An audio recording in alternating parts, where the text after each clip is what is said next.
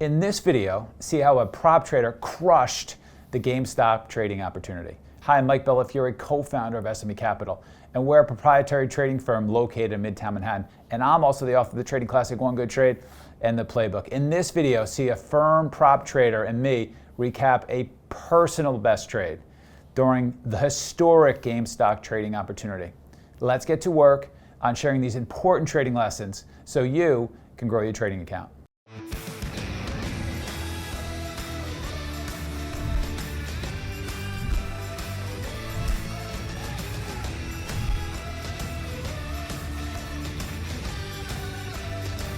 So today I'm going to be going over a trade I took last week in Bed Bath & Beyond. It was a bit of a sector sympathy trade to catch the backside in all of these short squeeze names that we saw. So trade strategy, nothing too crazy. I'm identifying an overextended sector on the higher time frame charts.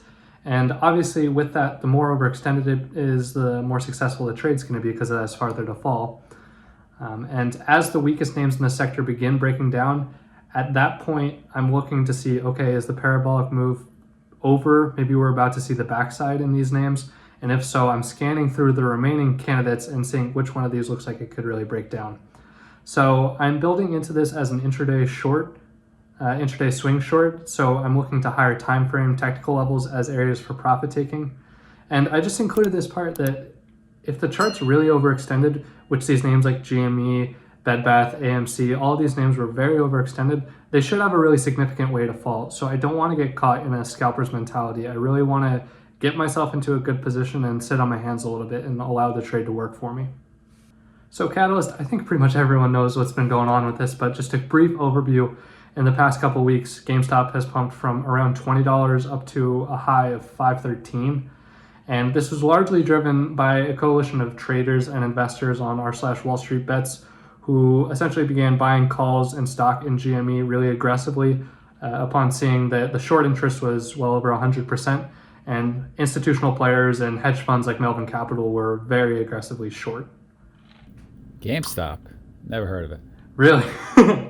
Should check it out. But so this move peaked out in pre-market on Thursday, January 28th, as it was announced Robinhood and several other retail brokerages were putting restrictions on the trading of several of these names. So all of the big ones, GameStop, AMC, BlackBerry, Nokia, all of them. So users of these platforms essentially were now only allowed to sell their existing positions instead of being allowed to put on new positions long or build on their old longs. So this development heading into the open, it just significantly impacts the outlook and the approach for the day. This short squeeze wouldn't have been so extreme and have gotten so far if there wasn't new money continually stepping into all these names in the sector and adding fuel to the fire. So also, after being blindsided by this announcement, the retail investors that do own positions in these stocks are likely going to be selling their existing positions in fear of getting stuck holding the bag, essentially, which makes sense. Unfortunately for them, from like a game theory perspective, it just makes sense to sell your position if an announcement like this comes out.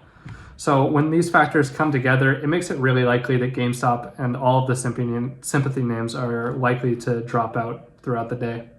Yeah, I mean, look, this is one of the craziest moves I've seen since I've been doing this since the late 90s. It would be hard for you not to know GameStop was a stock to be trading. We were all trading GameStop, AMC, BB, the others, Nokia, BBBY. This is a trading tip. If you're watching the local news and they're talking about trading in a particular name and you were trading it, that's a stock that's in play. So it certainly captured the attention of the mass media, pop culture, all over Twitter.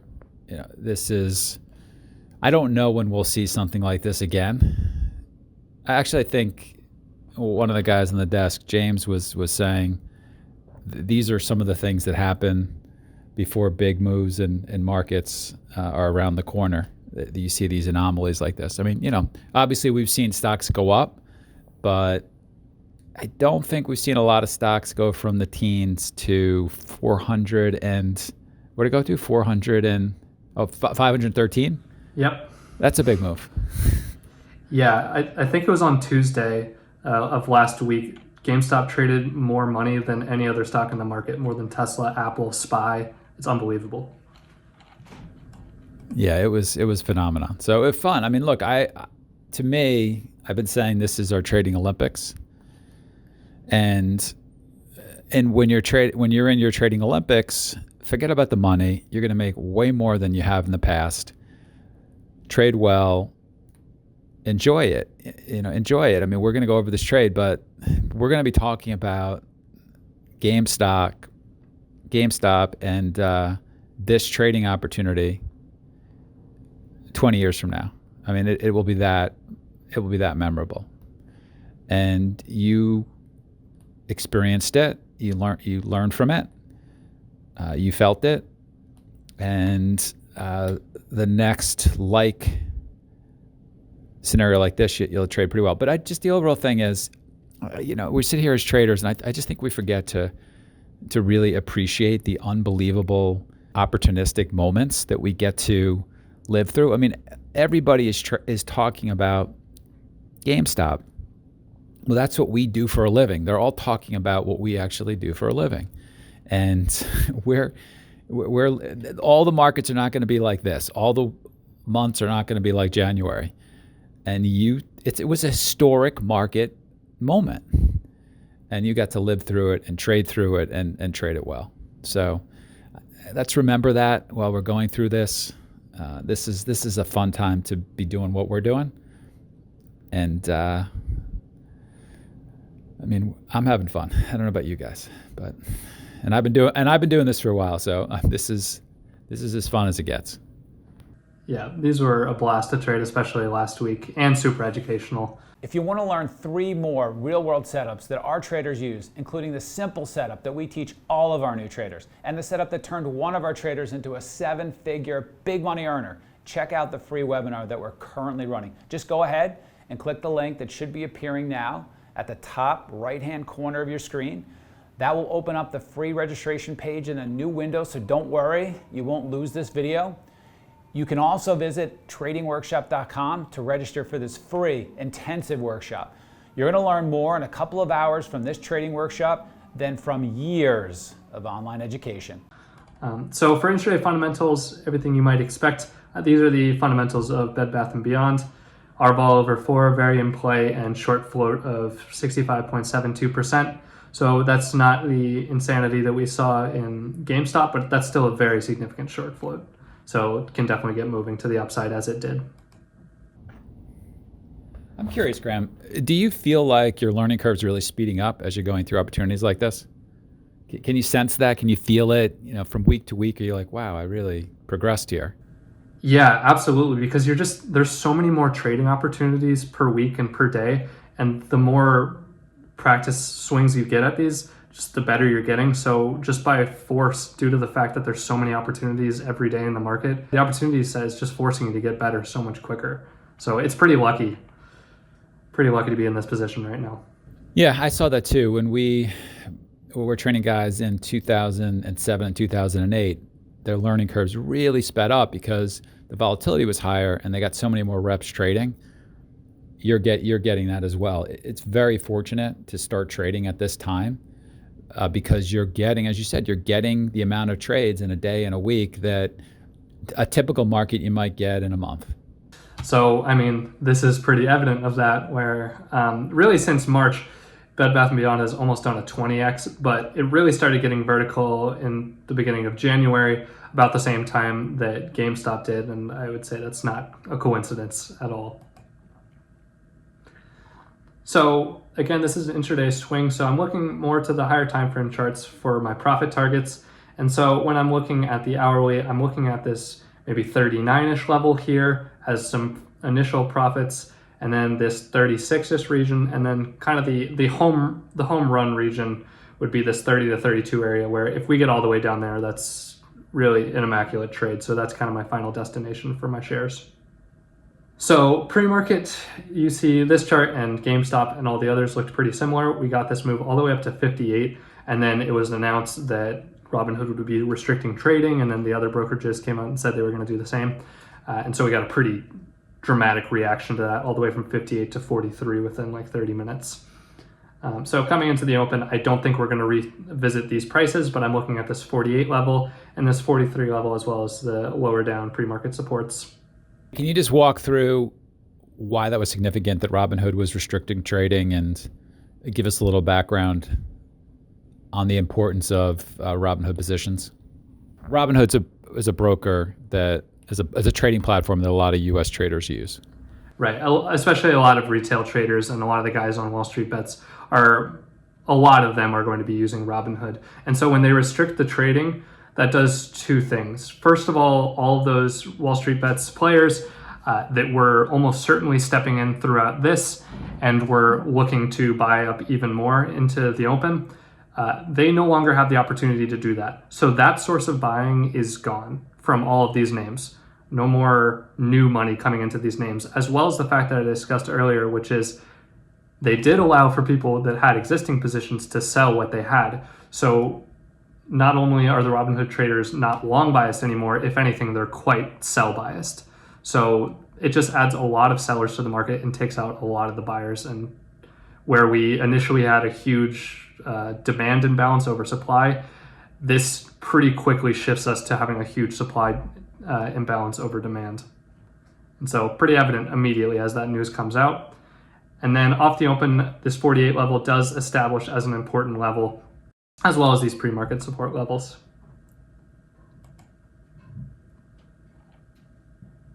So hopefully this doesn't get too esoteric, but I feel like this is a very important part of this trade.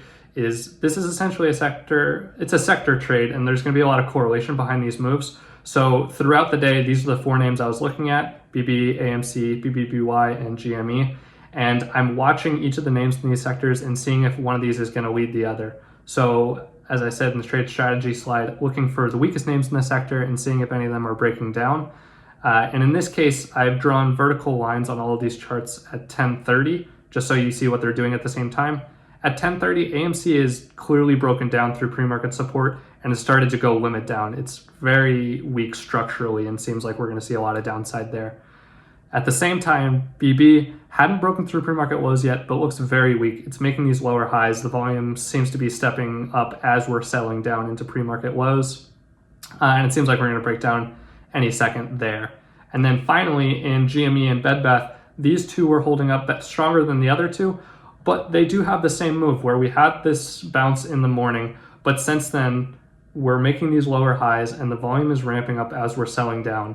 And so now that I've seen AMC breaking down, I think all of us were kind of saying, okay, maybe the backside really is in now. And if so, Bed Bath and GME are about to really, really drop. And this is different. Usually we talk about the head of the snake, which in this case would be GME. So usually we identify, hey, what is the key stock that's driving price action for the sympathy names? So GME is the head of the snake, AMC, BB, BBBY, those are the sympathy stocks. Those are going up mostly because GME is going up. So normally you need GME to crack first before the sympathy names will crack. In this case, you're noticing a sympathy name selling off before the head of the snake, GME, is likely to break. So that's advanced observation that you're doing right there. Not every trade's the same, but it stands to reason that, hey, if I'm starting to see something different in some of these sympathy names, maybe that's a prelude to what we're going to see in the head of the snake, in GME and BBBY. So good. Right. And I guess it's worth noting that AMC, I would say, was pretty solidified as the number 2 stock that Wall Street Bets was interested in. I'd say it was GameStop clearly as the head of the snake, but AMC was doing a lot of volume and had a lot of investors behind it. It would be different if this were like NAKD dropping off. I would put less weight into it, but AMC was getting a lot of the spotlight throughout this move. And then just for a side-by-side of GameStop and Bed Bath, I'll go into more of this later, but the purple arrow taken at the same time period and the black arrow These are the same time periods as well. So purple arrow is around 10:35, and this is where I was getting into Bed Bath & Beyond. We see that, again, it hasn't broken down quite yet, but GameStop looks very weak right now. AMC and BB, they're very weak already and through pre-market lows. And also just this technical setup with these lower highs, and once we get below this 370 level, it's pretty evident, even without looking at this whole mess right here, that if we get below 370, there's a big pocket of air for us to drop down, even just to reach pre-market lows. So this could really break down. And then the same deal in Bed Bath & Beyond. So that is where, this is the region where I'm starting to build into my position. And then throughout the trade with Bed Bath, I'm watching GameStop, and GameStop gets very, very vertical to the downside, where we see it drop down from 380 to 1112 or to 112 within like an hour, which is unbelievable, and went down, limit down several times in the process.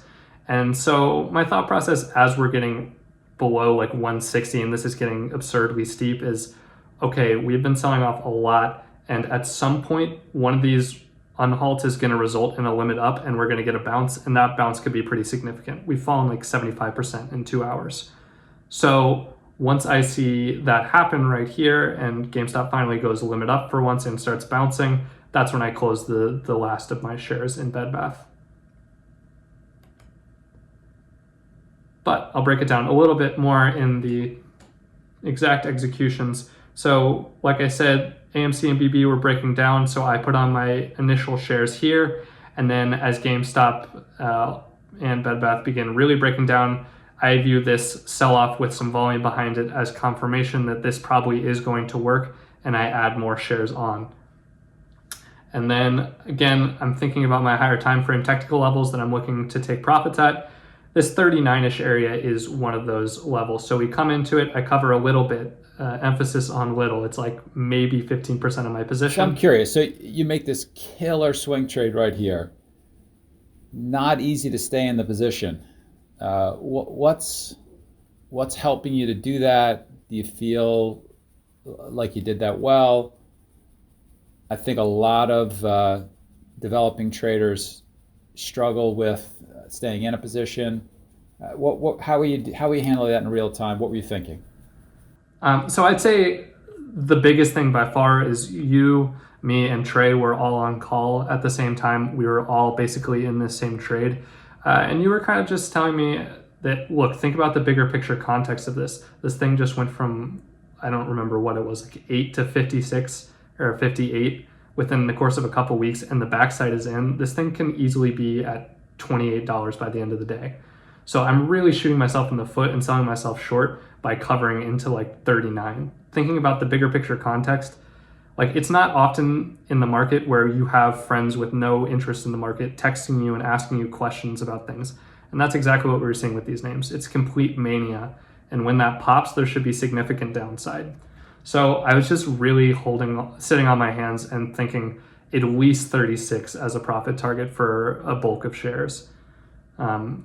So it wasn't easy, but I just knew that this was a fantastic opportunity that might not show up for another year or more. So I didn't want to sell myself short in what I knew to be a really good position. Look, the trade, we talk about this a lot, which is there are certain days we're going to trade move to move in these names, like GME, AMC, BBY, BB. And then there's other days where the swing trade is more appropriate. We traded these names long. Trey actually did a video of how we traded BBBY, BBB, how many B's? 3 B's Y, triple BY. We can trade them, we can't say them. Triple BY, we traded that long to the upside during the GME mania and captured some nice trades to the upside. And then this is an example of one of those days where the backside is in, based on the way AMC is reacting, based on the way GME is trading. And so this isn't a day for us to scalp. This is not a day for us to take profits too early. This is a day to go to our longer term charts and figure out what the real target is. Always good to take profits into target. I remember saying to you when we were short this thing towards the very beginning, the 38, 35, 30 were, to me, the levels of some interest. 40, 38, 35, 30, and those are the levels on the way up. And so, okay to take some profits into each of those levels, but the real move is down towards 30. That's the real trade. And when the backside is in, and something that is historically pumped, is historically overbought, and now the catalyst for why it was overbought is removed. So you've got this news catalyst. You couldn't buy the shares like you could in the past. It's time for the real trade. It's time to think about holding the core for the real trade. And giving it away too early on a day like this and a trade like this is something we want to be very careful about. So good. So good that you're shifting to that mind frame. Quick cheat sheet. If you don't have Trey or myself chirping your ear on this, good to write down on a piece of paper what the real target is, and keep that in front of you and refer to it so that you don't get out of a really good trade too quickly and leave some money on the table. Right. And that's why once I was in the position, I kind of set myself to essentially pyramiding out of this. And by that, I just mean very small covers at the higher profit targets. And then the lower we get, the bigger the covers end up getting, until, I still have more than half my position by the time we get down to 32. It does show the value of trading on a team, trading together, because I think we were reminding each other what the real trade was. I watched a nonsensical video from the Wolf of Wall Street last night about how he was telling the GME longs, I think he came up with something, we're not leaving. Did you see this on YouTube? I didn't click on it. So all these guys are way out of the money in GME, and he created this chant, we're not leaving. But the price action didn't warrant that. In this case, we were actually constructively helping each other, essentially saying to ourselves, hey, let's not cover this thing. It's not a cover yet. It's not a cover yet. Let's hold it. It's not the cover yet. We were constructively doing that, as opposed to what the Wolf of Wall Street was doing. So that can be helpful too. All right, good. What else we got? So just very quickly, obviously I put these first shares on, covering a small amount here.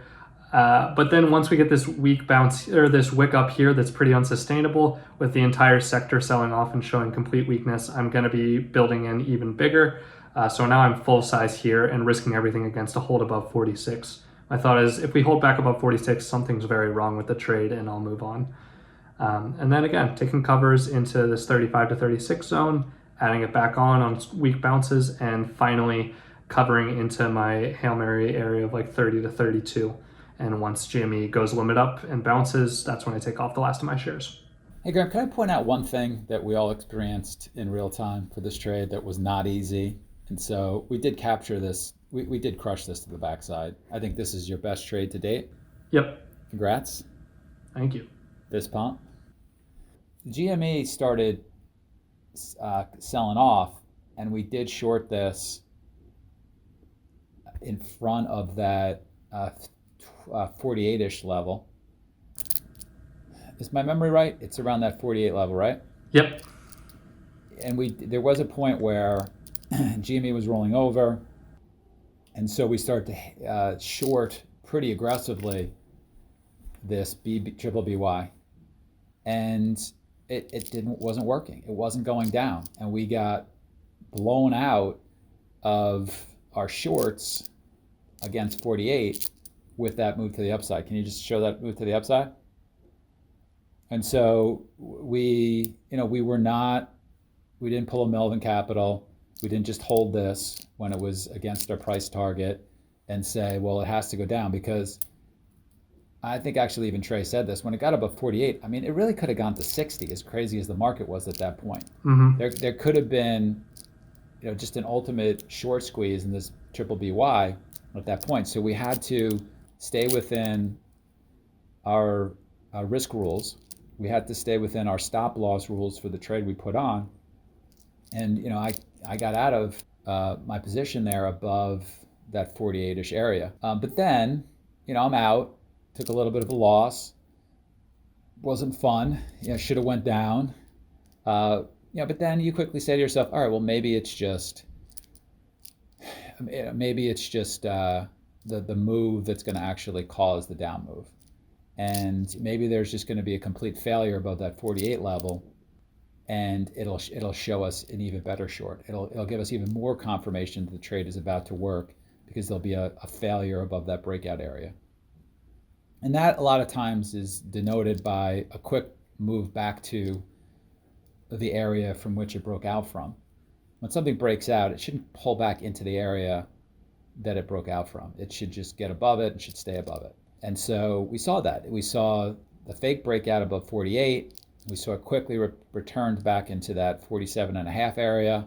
We got back in with our shorts on our second attempt. So it wasn't just the easiest trade in the world. We got short. We had to trade. We had to trade. We had to maneuver quickly. We had to persevere a little bit in this trade and then put it back on. And it was too big of an opportunity not to put the trade back on when it couldn't hold above that 48 level. And GME was just too negative for us not to be in this thing and miss this trade. We had, a good 17 points of downside for a point, maybe half a point of risk. So I wanted to point that out. I think we actually traded that. We did a really nice job, I think, getting out and being like, okay, let's get back in.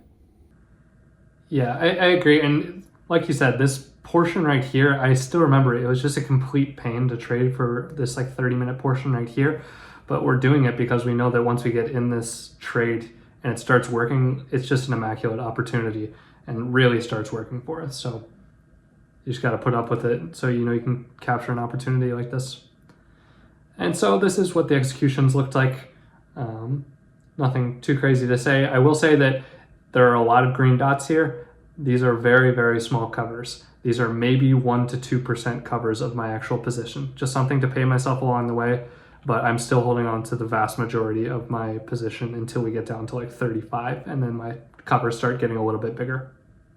Well, we've talked about that, and that's something I like to do as well, which is when you see something, you've got to hold the stock for the real move. It's that type of trade. But you see it go down, you go down. And to me, one of the things that's helpful to me to fight the human nature to take some risk off and lock in profits is literally to put in super, super small position sizes to cover. It helps you to feel like you're doing something. And super, super small sizing to take some covers and not meaningful anyway, but sort of doing that, I've found to be constructive and helpful and keeps me away from covering too much, but makes me feel like I'm doing something. Right. I kind of had to pay myself just a little bit into this because I'm pretty sure by 39 it was already my biggest trade. So, but I knew that there was this downside for 31 to 30ish. So had to allow myself to get there, but also had to pay myself so I didn't feel like an idiot if this thing reverses. But as to ways to improve, this is my biggest trade to date by kind of a long shot, but there's still ways to enhance it. And one way to do that is just to broaden the scope of the attack. So by only focusing on Bed Bath & Beyond, I'm kind of resigned to capturing just the move that Bed Bath & Beyond makes, when in reality, names like AMC and GME were even cleaner and were more capitulatory to the downside. So if I can widen my scope and actually trade those names in tandem, I can really enhance my returns without really needing additional bandwidth because they're trading as a sector. So tracking price action across the names is really quite easy. It doesn't add an extra difficulty to the play. So that's the biggest way I need to enhance this. This Bed Bath & Beyond move was very large, but like I showed earlier, GME dropped out 75% in an hour and a half. So there's a lot of money to be made in checking out all of the names that are seeing these sell-offs. Yeah, and look, I'll just say a lot of people have asked how we traded GME, and so you don't. Obviously, a lot of the bigger traders focused a lot of their energy on watching GME itself and trading that with size and doing very well. On that day, I actually think this day was the biggest day that we've ever had as a desk. The day that you're mentioning, and so there were guys that were focused on the GME, and then the bigger traders were spread out more amongst some of the other names as well. So that is something we observed from the biggest of traders. But